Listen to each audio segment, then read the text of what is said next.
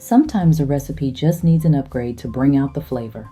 This barley veggie soup is hearty, colorful, and the kind of one-pot meal that feels like home. You'll need pearl barley, onion, carrots, celery, a can of tomatoes, and your favorite broth. Add any veggies you have. I'm using frozen corn and green beans today. Add a drizzle of olive oil and saute onion, carrots, and celery until they start to soften. That's your flavor base. Simple but powerful. Now add the barley. This is where everything starts coming together. Next, add your tomatoes and let their flavor mix into the pot. Now pour in your broth and give everything a gentle stir to bring it all together. Barley loves slow simmering. The longer it cooks, the creamier it gets. Once the barley is nearly cooked, add your veggies. Just warm them through and finish with a sprinkle of parsley or thyme. A simple upgrade with big results.